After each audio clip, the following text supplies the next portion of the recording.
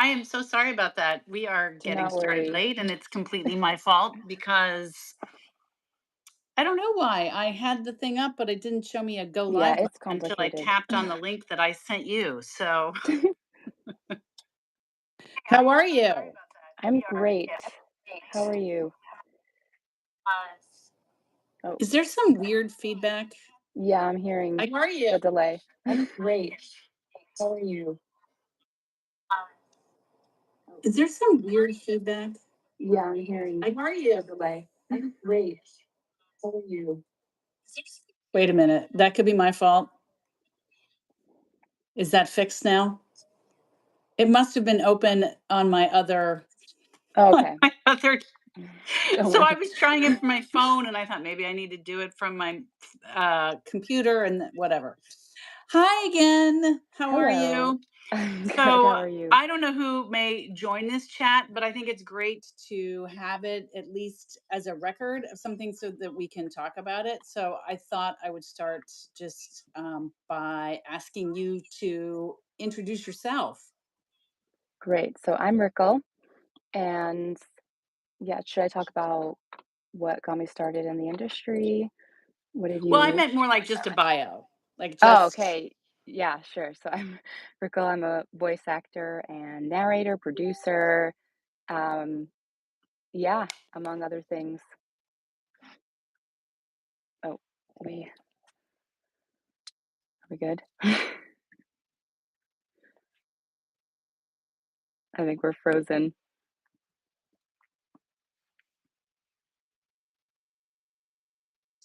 for some reason I'm still getting weird feedback. Are you getting it at all? No, but it was frozen for a minute just there. Uh, I think it's because I was hearing it come through. Let me just make I'm gonna close every everything that I have.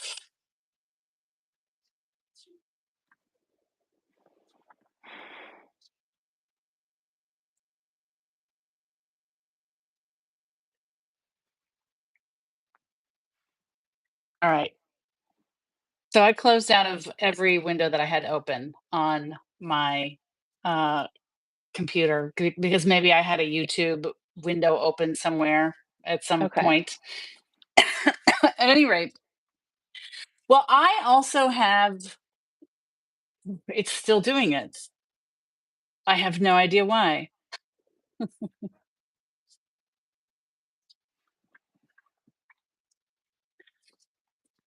So I'll just do the best that I can. I have you down as an award-winning Oh, of course. narrator because you won an award for Florida Girls, which is Yes, personally true. very exciting. Which It is the is. book that I wrote. That's how I ended up doing this.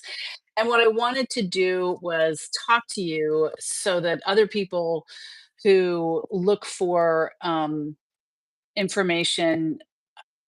This is so distracting because I'm getting. Can you hear me okay? To do was No, I'm hearing a delay now. Do you have I wonder if it's the chat function. I don't know why this is such a disaster, and I apologize. Okay, I hear you now, and it sounds good, but I don't know if we should. Right, but I keep hearing an Oh echo. no. So, unfortunately, let me see if I think I have this chat on, which could be a problem.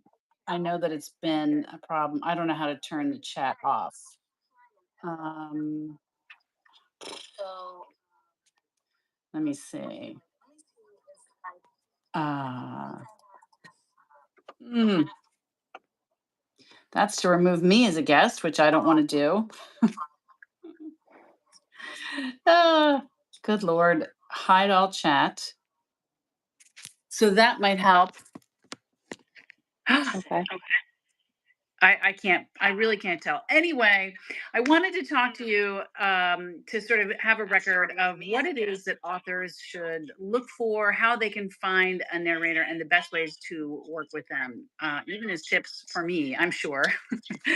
And, I want to start off by saying that I found Rickel through the platform ACX, which is Amazon's audio distribution platform, or Audibles. I don't know where that started, if it started through Amazon or through Audible, but either way, since they're now combined, um, acx.com you can go to, and I'll link to this in the notes below, to actually find talent for an audiobook.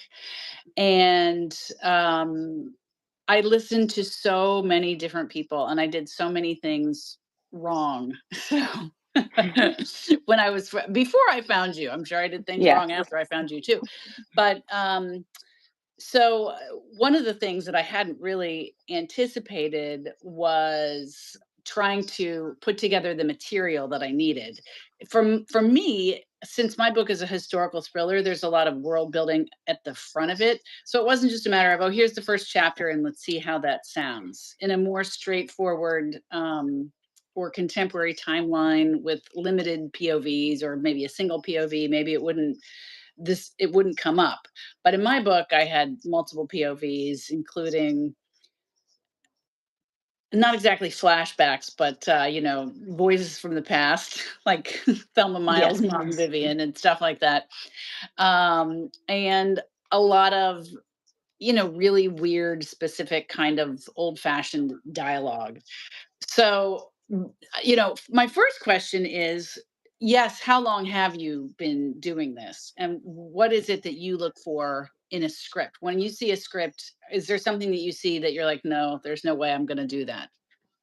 Okay, so first I started back, I think it was about 2021 maybe that I really started, and I hired a coach to teach me the Okay. whole industry for voiceover. And that was more really commercial because she always recommended that if you're going to try to get into voiceover, whether that be voice acting and animation, commercial, or audiobooks or movies or anything, you really want to start with commercial voiceover because that's a good way to break in and also to get your feet kind of really into it. You really need to be doing a lot of auditioning and learning how to master and edit your files so you can get really good quality. You need to do it. So, commercial, you're going to really be auditioning so many times and for so many auditions, and having to have such a broad range of types of things you're doing where there's going to be things that are more casual and things that are more excited and things that you have to do more of a childlike and more of a calm, and there's such a variety so you really get yourself really warmed up. So I did that in 2020, and then I was at 2021 I think, and then I was auditioning, you know, every audition I could find through mostly voices.com, and I was just auditioning. I think I auditioned 2000 times, and my coach had told me that you really have to audition a few thousand times before you expect to get any work. And that sounds crazy, but you really have to be open to that when you start off. And How did you what she find your voiceover coach? so And I was just that did sort a of a COVID thing? Like you were at home and you were like, well, I guess I can do yeah, this. exactly. It was COVID. It was like I had some money to spend, and I was like, why should I invest in myself and something in the future? And I yeah, love that. with the coaches, it was I did a lot of research, and I was going to do a group or a class, and a lot of people in the industry were saying better hire a coach so you get one on one. And that's going to be the difference, even if it's a little bit more money, a little bit shorter term, but you really get that experience. So I did a lot of research. I found someone that had some good reviews, and she ended up being amazing and really taught me how to just get started. And really, you just need to know how to get started because up until that point, you're kind of just walking blind, and you just need that little bit of knowledge and tools, and then you really have to learn by doing it. That's the really the main part. Right.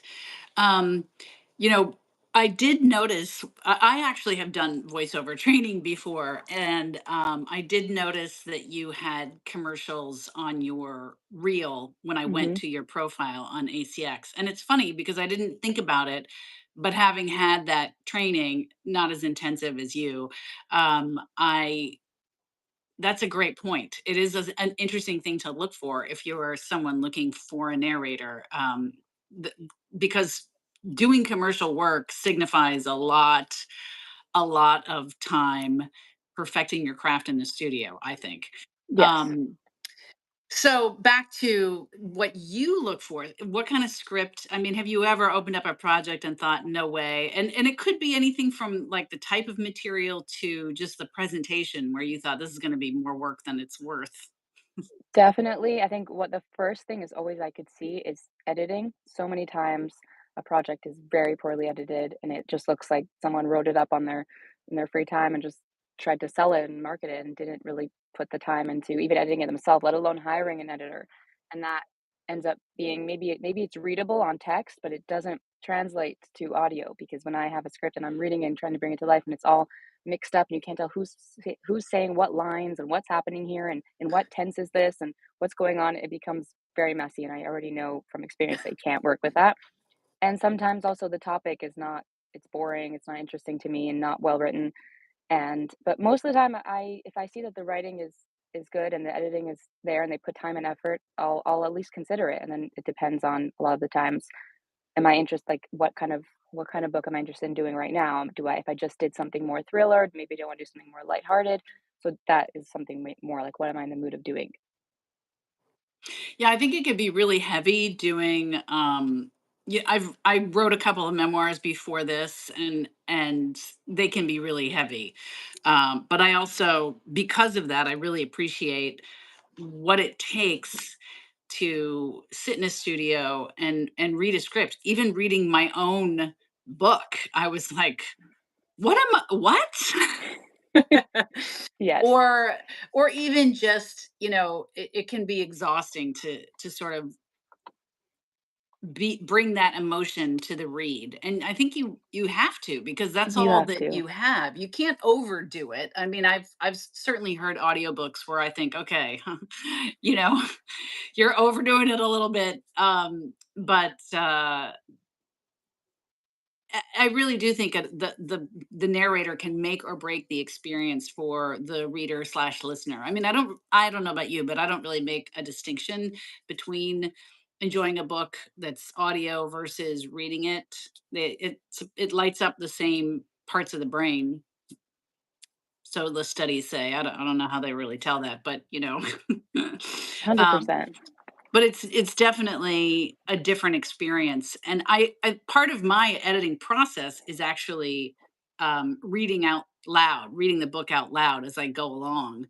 I mean, not like typing and speaking, but, I'll type a chapter and then I'll read it, and Yeah, that's a even great then tool. it Yes. is. And I actually love having, in that case, an artificial voice read it back to me because they have no Mm. capacity to act it out, right? And so then you really hear problems. Um, yeah, do you have any thoughts about artificial, you know what I mean? I don't know, yeah, I kind of just take it as it goes, and I hope that people still will want to have authentic feeling behind the audio they're listening to, and if they don't, then they don't, and it's not everyone's gonna have what they want, and hopefully there'll still be a market in the future. I think there will be. I Yeah, mean, I can't imagine that there won't be, but I there certainly at this point the technology is, in my opinion, the technology is not there to make it a viable to make artificial voices a viable option. yeah, and I Because think they even just just people knowing that they're listening, I mean, as long as they're being clear about it, if there's some if Audible or whoever is putting up an audiobook that's artificial, at least as long as they're being honest about it, people can make that choice. I think people will still choose to have an authentic performance. have you ever heard a book that was done by by an like AI that it wasn't acknowledged that way? I don't know, I've heard, samples, but I've not heard a whole book, so I don't know. Interesting. Yeah, that's interesting. Ugh. Or um even for commercial voiceover, I do find that they really started doing a lot of ads, like YouTube ads and things that I used to be auditioning for now that have artificial, and it doesn't hit the same, it doesn't have that same feeling, you can No, tell I and you think could they're feel terrible. disconnect, Those yeah. when there's a narrator on a like if you're watching a TikTok and it's like, "My dog is Yeah. resting now, and look at what he does when I throw him the ball." It's like, ugh. It's have you ever heard of the It's phenomenon, the jarring. uncanny valley? Of course, yes. Yeah, Yeah, it's it's a like very that uncanny. with they need to come up with an uncanny valley for vocals because I have that Yeah, same for revulsion mhm. experience to it. Like I'm just like, ugh, slide away. I don't Exactly, like yeah. it. It doesn't we there's something innate in us that knows it's not authentic. Yeah, But I yeah. mean, it might evolve, yeah, it might evolve and sound just as good. So there's no way to know. Well, speaking of sound, one thing that I wanted to say, and I didn't ask about this, but I actually listened to a lot of your work. You had this is one of the things I like about ACX. It's very easy to go through and find the books that you've narrated Yes. and listen to samples. And I can really hear when someone does not have a good setup. And I could tell you had a good setup. And that's something else that I really appreciated, even as we work together, because one of the things that happens is there's always going to be some mistakes. Those are called pickups. Mhm. And whenever you did pickups, they were seamless. Like I often listen to audiobooks, and I can hear the pick, like you can hear the Yes. pickups. And I feel like you were really great with that. Thank Um you. I don't know how you would necessarily figure that out about someone before you work with them, because I mean I've heard like awkward pickups on some big books. I Yeah. actually sometimes I think it's more famous people Mhm. who do books that have awkward Yeah. pickups I think than a lot of it is if they do the pickups in a different setup, because they let's say they recorded in studio and for a publishing house, and then they do their pickups at home or in a different setup, you can't really match it unless it's the you exact cannot. same setup and the same equipment, or else Yeah, it doesn't work. right, right.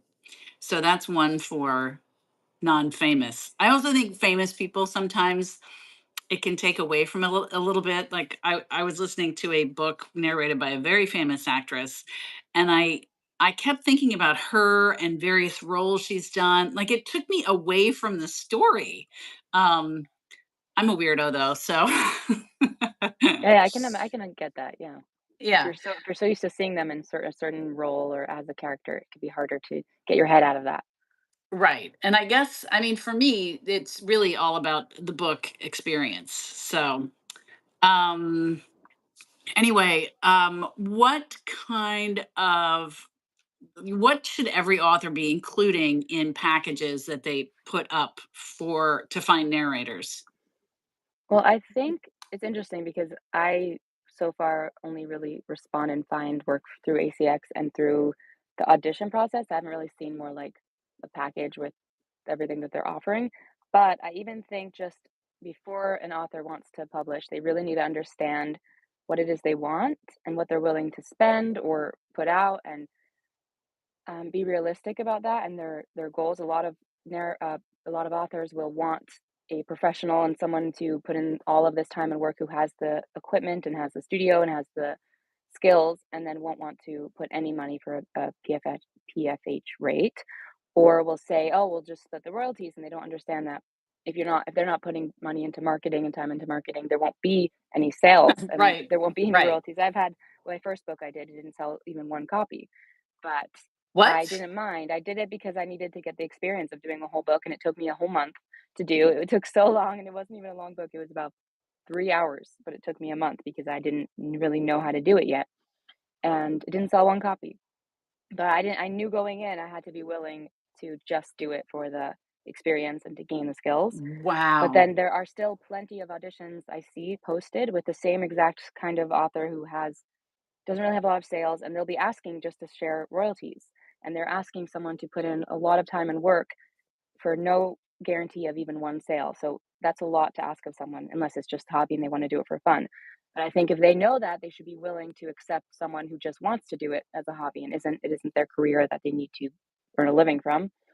And then once an author knows, make sure that their work is ready, first of all, ready for narration. If it needs another editing pass, maybe look into that before you post it. But just making sure it's ready to be narrated. And then also, I'd say for them to choose, I think there's two elements to picking a narrator. And one is you want to know that the narrator has good quality and good sound quality and a good studio and knows how to has like there's that element, has the voice you're looking for, has the skill. So you're going to want to be first of all just listening to the sound that they're giving, let alone them reading your script and what kind of talent they bring to that. So I think there's two elements. So sometimes I think maybe authors want to put this exciting part of the script or specific part they want to hear come to life, and I think sometimes that can be overwhelming when you're auditioning to a lot of auditions in a day, to see like something very exciting or a lot of dialogue, and then they're describing a two-page list of all the characters that are in this little chapter that you have to narrate. And there's seven different characters, and each of them have a whole personality, which is really great information. And I love to have that. but that does mean I have to sit down for 20 minutes and go through and come up with character voices. And so for an audition where I just want, and for them to listen to that, basically, put on all the work, them to listen to it, listen to 2 seconds, say, oh, I don't like her voice at all, or it's not the sound I want. I put in all that work on the characters and they didn't even want it. So I think that there should be first, I think you could kind of, I would say if I was looking for someone, if I had written a book and I was looking for a narrator, I would say to split it into like, get your preliminary people who you think you like their sound, and then you could send out a more, you could say, I've had this with a few of my authors and books. They gave me a different chapter after, and they said, can I hear how you do this? Or I had a book where the character grew up through the story, and so she had me change my tone halfway through and give her a little more of an adult tone, and said, how can you handle this? And then go back and how can you handle her at a younger age? And once I did those, she was able to really see if she wanted to move forward with me. Well, let's actually break down. That was a lot of fantastic information, but let's break it down into some of the basics. So, to Okay. start with, we'll talk about the payment. So, Hmm. you mentioned PFH, that means per finished hour. And so, Right. what all narrators on ACX will have, and probably also on voices.com, um, one of the reasons, honestly, that I wanted to use the ACX platform is because I know that Amazon has the most stringent requirements for upload specs. And so I wanted to select someone who was ACX approved, which meant that they would be able to produce the audio quality that Amazon requires. Now that still doesn't have anything to do with sound or anything like that. That's literally just the technical specifications, and you can Hmm. hit the technical specifications and still have a terrible sound. You Yeah. should always listen to your narrators through headphones Yes, because definitely. that's how people consume audiobooks. I mean, nobody sits in a chair and has their device just playing while they sit there staring into space, right? Audiobooks are generally consumed on the go with other ambient noise and things like that. Nonetheless, there are moments that are perfectly quiet and you don't want to have weird sounds coming in. So that's one aspect of sound. The other aspect is the technical. So again, that's why I went through ACX. I I'm sure that you can get that from other places, but I feel like that's kind of beyond what I'm able to know. Yeah. As somebody who's my main thing is I'm an author. So that's how I ended up doing that. And then the other aspect of it is knowing your budget or knowing what you want to pay. And Mhm. so the per finished hour rate on ACX, I think it goes anywhere from maybe $100. I'm not even sure what the top end of the range was because I knew what the top end of my range was. I don't, or do you know what the top end of the range I don't is? know, yeah, I think it's really yeah, maybe 1,000, I'm not sure what they have for the Yeah, top I end. I honestly don't even know, because $1,000 per finished hour would have been way beyond what I could Yeah. have afforded. Um, and so you can pay to have the project per finished hour. And that's how I structured it with Rickel, where I had this budget to spend on the audiobook. The other option is through a royalty share. Now, the reason that I didn't select royalty share, and royalty share can be, as you pointed out, 100%, where all of the money that gets paid to the narrator and the author is split, and there's not any per finished hour amount attached to it. So that's how you can do it for low to no cost. Well, I But will aside from the 40%, so it's actually, I mean, 60%, it's actually just 20% per narrator and author. I mean, yeah, right, 20% because each. Yeah. well, I don't know because then you're in an exclusive arrangement with Amazon. So actually, I think that the royalty split is different. Yeah, so Amazon takes 60%, I believe, and the No, what remaining I'm saying 40. is when you do a royalty, oh, maybe you know, I don't Yeah. know. I didn't do a royalty No, that's share. what it So is with my royalty share books. We split the 40%, so it's really only 20% of the earnings. right. Right. So, which most authors are familiar with taking a small portion of the Yeah. earnings through royalties, but that's something to keep in mind for the narrator as well. It's one thing for you to think, well, I've written this book, so I want to see it out there in all the formats, but you have to consider that going into it. Now, this was my first novel, so I had no idea how it was going to do. however, I did know how much work it was going to be. So, and I wanted to have the flexibility to not be exclusive to Amazon, which I'm Right. really glad I did because I have a possible uh, partnership with a distribution company that I wouldn't be able to take advantage of if I had done royalty share. I knew none of that when I got started. My main thing was I, as a person who has been a freelancer my adult, most of my adult life, I really believe in paying people for their work. And I have felt that I couldn't possibly ask you because you do list on your profile that you'll do a royalty share plus per finished hour. So, not strictly royalty share. That is one option. That's going to get you, I'm going to suggest to most authors, a better quality narrator than someone who's just doing royalty share. Although, not to slam that, because you can have people who are fantastic and they're just learning the ropes. You know, Mhm. you can be good and be learning too. That doesn't mean it's Yes. going to not be as good. But again, I had to keep in mind how much time I had to devote to the project, and I wanted somebody who could bring me a good a good product to work with, right? Of course. So anyway, I went with the per finished hour rate, which was higher than the royalty share rate, which again, I know how much work it is to do an audiobook. For all I knew, I wouldn't sell any copies of this book. So I didn't, the idea that somebody wouldn't get paid, I couldn't do it. Um, and again, now on this side of it, I'm very happy with that because of this possibility to distribute, because Amazon keeps the rights to your book for 7 years if you do a royalty share. And at that point, you have to renegotiate with the narrator. Now, let's say your book takes off and makes a bazillion dollars. Well, the narrator, they might want a lot of money to get a contract. I have no idea what that would look like. But at any rate, maybe I'll try that at some point. But this is what I did this time. Yes, and royalty share plus is what I usually ask for when I talk with authors. A lot of them don't understand the system of ACX and it's their first time posting, it's their first book, and they'll just select royalty share or they'll select PFH rate. And I'll just always message them if they are messaging me and interested. I'll just say, by the way, would you consider a royalty share plus? Let me explain what that means.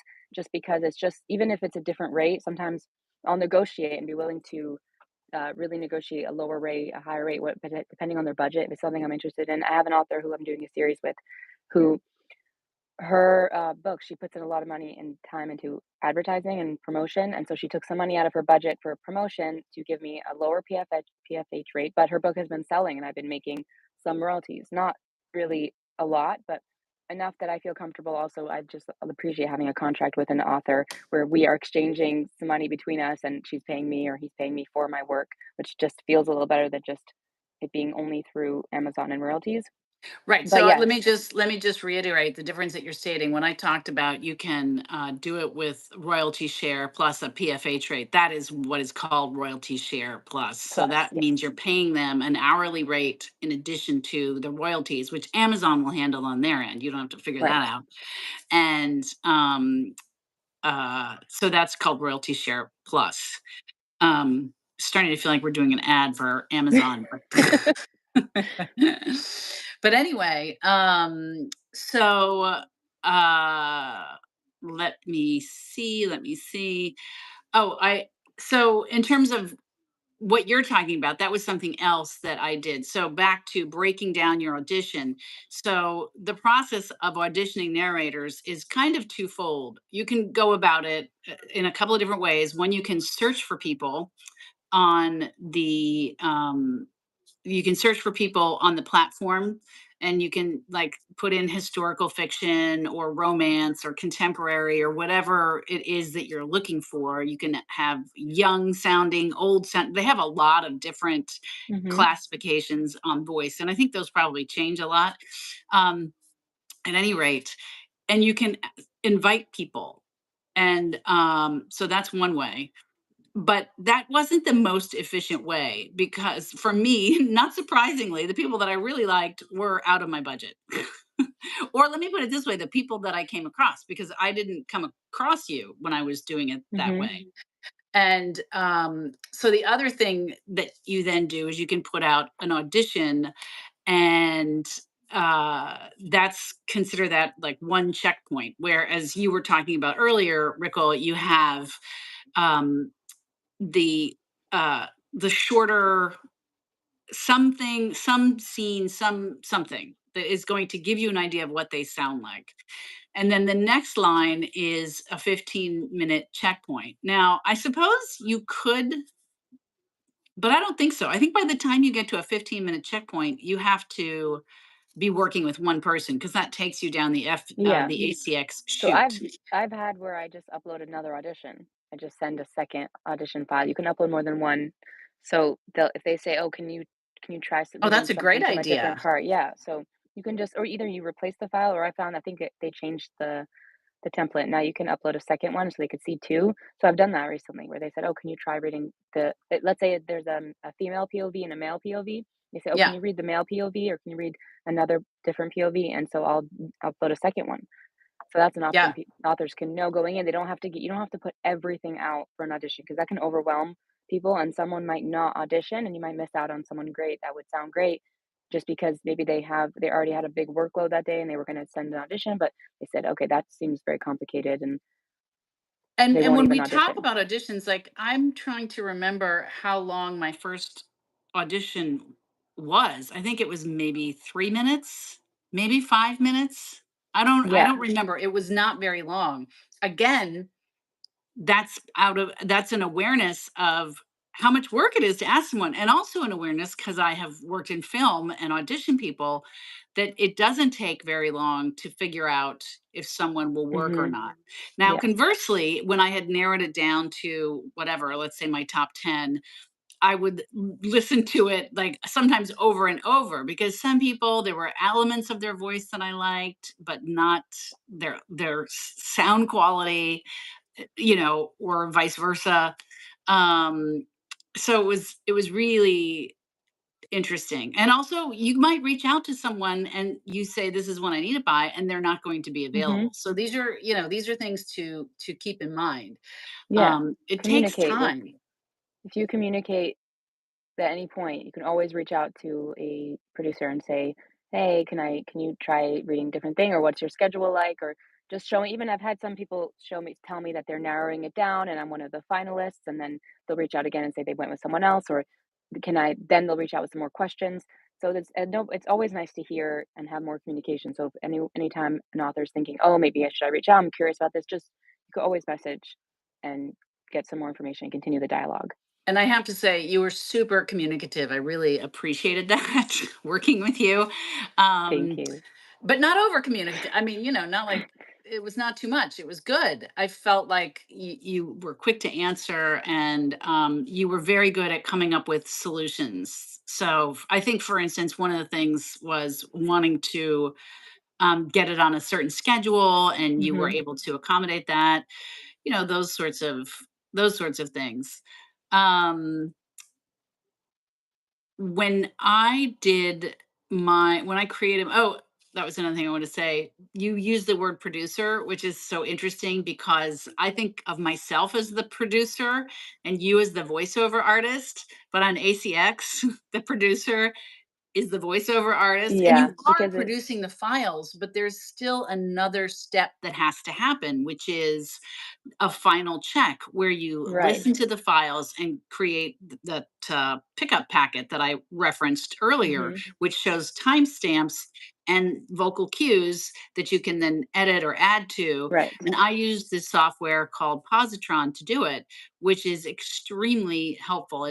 That is an AI software that listens, and it can do like a first screening pass to pick up anything that is obviously not consistent with the text, whether it's a mispronunciation, which is so funny. Like when I did my memoir, I found out that I pronounced the word. I'm going to say it wrong again. Verdant. I think it's verdant. I was like, I've been saying that word wrong my whole life. But Yeah, and it's there's even funny. regional pronunciations of words that you think like it's not wrong, but it's just not the correct way for that region. Right. Right. And there's a certain point where you have to decide, like, I'm not going to care about this. I'm not going to care about this. Some of it for me, if it changes the meaning, then I'll I'll really want it to be how it was written. If it doesn't Yeah, change the meaning, I don't worry about it so much. But there is also the fact of uh, or if it makes it grammatically incorrect, then that kind of I need to change that too, because then I'm right. afraid that people listening will think she doesn't know how to write. And it's so easy to do. It's so easy to mix up when you're speaking something aloud, even if you're reading it, to sort of mix up the tense or whatever. Yeah. But I also caught errors in my own book Yeah, so through the process. that editing pass is really that, yeah, that's like the second part of production that usually, and a lot of producers and narrators will either hire it out because it's a separate thing, and professionals will hire it out because they have that ability and they'll be getting a high enough rate. But usually even hiring it out, you're paying someone 100 to 200 per finished hour just to do that editing pass, which is why if I'm ever, at the rate I am charging at this point, I'm still more of a beginner, that I I'm not asking for enough money to cover putting in the extra editing pass. So for my narrators, it's really they anyways want to listen to it, and so they'll do it at that Right, rate. But it right. is something to consider if you're not willing as an author to put that time into that editing pass, and you don't want to pay an extra rate for that. You have to be willing to accept that that could be something you're dealing with. For to ask the producer and the narrator to put in that extra pass is a lot more time and work. I can't even imagine it because I hired somebody to be my producer, so to speak, when I did the narration for my memoir. I hired somebody else to basically be me because didn't I knew I wouldn't hear things like you know what I wouldn't have caught Mhm. verdant because I say it wrong. Yes. Little So things like that, yeah. yeah, right? But so many more things. I mean, the other thing that they did when I hired a producer when I was doing it myself, was and I worked, I'll put it in the show notes because of course right now the name is escaping me. They were terrific. But they made sure that the audio files were all up to Amazon standards, Right. and that was so important. There's so many The- elements to producing, even just timing. It took me so long to figure out how do you time between sentences and how do you time between dialogue, and then in between, like, that took a long time, and that's a lot of production elements. And if a production house that's a random house that's producing audiobooks is going to have a team that is listening as it's being recorded to make sure that the timing is right and that there's no pops, or there's so many little elements that go into it. So yeah, there's so many elements of production just even before you get to that pass, which is, like, I feel like the second final part. Right. Well, I used to do commercials. I worked for a PR firm called Ketchum, and we did some commercials in the studio. And we would sit there and we would be listening to every word that audio, and we were all over it. Yeah. So, I mean, Yeah, so yeah, there's a when I'm lot that goes recording, into it. I'm in 3 different zones. I'm listening and I'm trying to act and get into the character, but I'm also like, "Hold on, I have to redo that because that went too high and I really got into the character and that was too loud and I was too close to the microphone." So there's a lot of elements that go into it. Just knowing when you're working with something like ACX, or you're working with independent narrators and producers, that it's not just 1, 2, 3 simple, just sitting down. There are, by the way, actually, I shouldn't say that because there are definitely some narrators who just use a simple microphone and they sit down and they record it, and I've heard their quality and it's not great. But if someone wants to just have their self-published book be an audiobook, that's a great resource for them to use. But I would say if someone does want a more professional sound, they do have to take into mind all those little elements. Right. Well, like in my case, I had built a studio in my office and I had done podcasting. So I had a good microphone and I had the software. But when I went to record a pickup, I thought I'm just going to sneak this in there Just and it'll sneak be it in. fine. Didn't work. It No. was like 2 seconds of audio and Amazon immediately kicked it out. I was like, oh my God. But that's, you know what I mean? That's what I Yes, mean there's about, so many elements. You have to get very good at monitoring. Monitoring is such a hard thing to really be able to train your right. ear to listen and know. Do you watch the sound files? Do you have a thing where 100%. Yes. so I'm that's watching how you my know when peaks, you've and popped? also it's crazy because once you do it a while, you really start to notice, exactly what the sounds look like. Like, certain sounds have a look in the recording and you get to be able to notice them. So you immediately know, okay, I have to do that again because I could see there's a mouth click or there's something and I could see what it looks like. So the more you do it, you really do get used to it, but it still takes a lot of work. And just so for, yeah, for authors to know what they're asking for, unless they're willing to do all of the a lot of, production houses will have, a whole team. So if they're willing to hire someone who's not as good, but is gonna hire out a whole team to produce it for them, that's even more work. So really, it's a lot of things in one. Yeah. And, I feel almost like if somebody was watching this, they might feel discouraged about it. But actually, I have found the process to be very encouraging because there's nothing so wonderful as sort of finding that right voice and then getting to hear your book come to life through a professional actor. I mean, I knew I did not want to read this book myself. I could have, but it would have been terrible. Um, and so that it's really satisfying, and I think that the barriers to entry have never been lower. I really do think it's easier to find. I mean, do you have a preference between voices and ACX where you go to find um gigs essentially? Yeah, so voices I was finding is really hard. It was hard for me to find a lot of work because there was a lot of people on it and there wasn't as many jobs and people are particular and it's just you're putting in a lot of time, you're not getting consistent work. And ACX, I find that the amount of jobs I can find, at least hearing back from authors and having open communication and then actually finding work. And then a lot of my books have been franchises. I mean, they've been series. So Yeah. I've had a book that or even an author wants to write another book and so they'll come back and have me narrate that one. So I build really great relationships. And I think it is an exciting opportunity and you shouldn't be discouraged because a lot of people are, more independent and they're not signed with publishing houses and you're kind of getting in on the ground floor with new authors and maybe you're writing your first book and a lot of the narrators are new also, but they're just as skilled, but they just are starting out something new. And you could find some really great relationships that you can really make something amazing, and that can always build into more in the future. But I think it's not something you should be discouraged about. You just have to have a lot of patience because it might take a long time to really sort through everything and find someone that is good. But I promise you, if you are patient and you give it time, there will be the right match.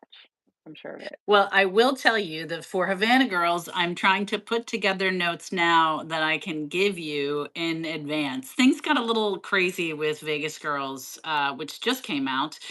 And it was partly because these are the books that she's narrated for me: Florida Girls and Vegas Girls. Then the next one is going to be Havana Girls. Part of the reason is because there were two hurricanes here in Florida, Right. which is where I am.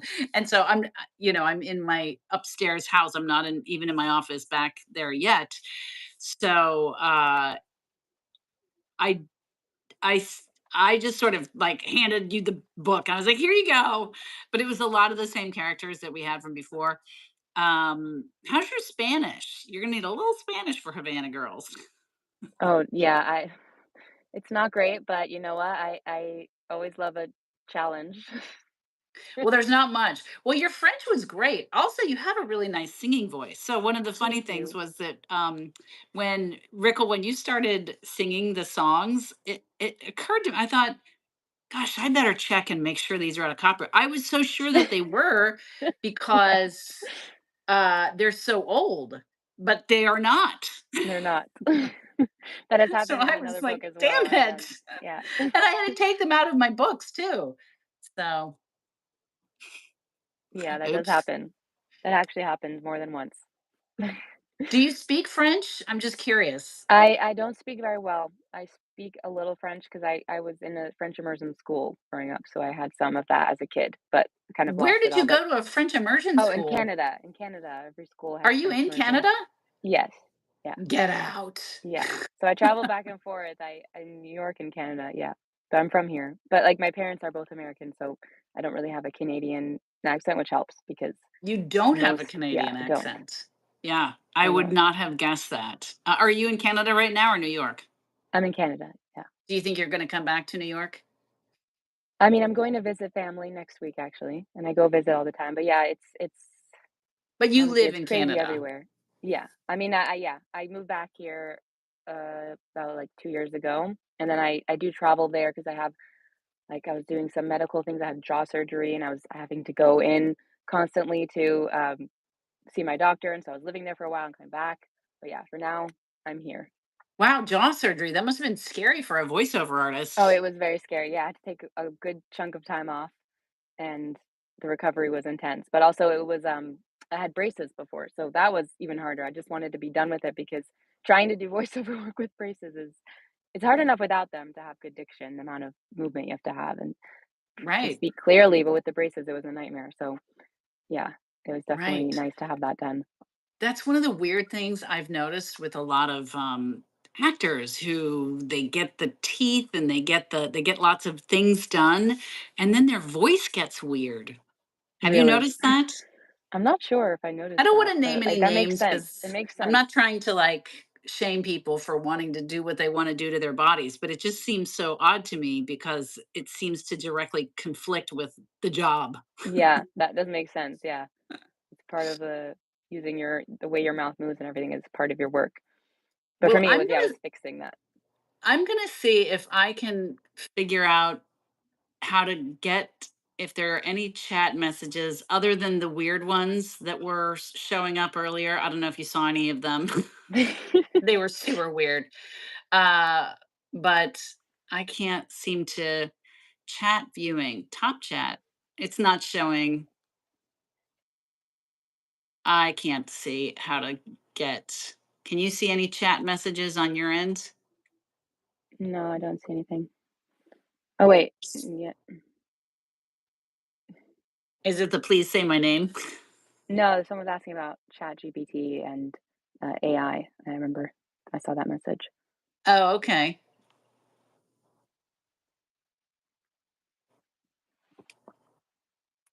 Yeah. Well, I don't see the messages. I turned it off to try to minimize the feedback that I was getting. But are there any questions that you can see that we should answer? I don't see any, no. I'll tell you, before I started this process, I would have had so many questions for us. Yeah, it's true. It's Well, true. I listen, think Rickel, thank you so much for doing my very first Instagram live with me. It'll be wait, or better is it next wait, time, it's I hope. YouTube, right? We're on YouTube, though. We're on YouTube. Oops, yeah, But right. it's I was thinking I was gonna do Instagram yeah, Live, and then I changed my mind because I'm not even sure why. But YouTube, oh, I know why, because YouTube, I can download it more easily and upload it to different places. So yeah, makes sense. yeah. All right. Well, until next time. Yes, thank you so much. Thank you, Rickel, and I will talk to you soon. Okay, have a good Bu- one. Bye. Bye.